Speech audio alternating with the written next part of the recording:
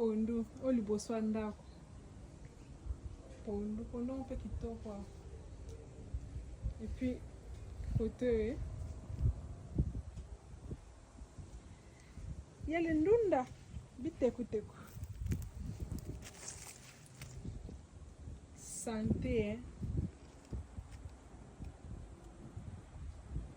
Donc côté bitekuteku, côté kuna pondu matamba, tala kuna sinda.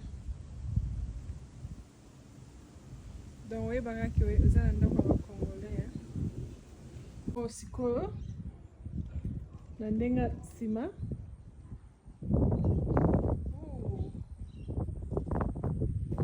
Pondu.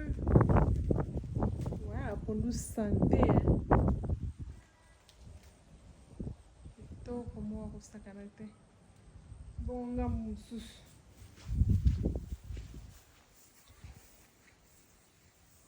Wow. Bilanga na palais, hein? Na palais. Donc ndunda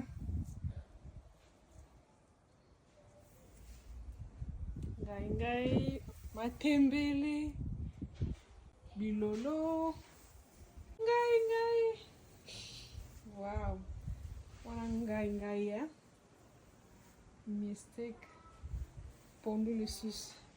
Donc on dirait pondu c'est B, hein?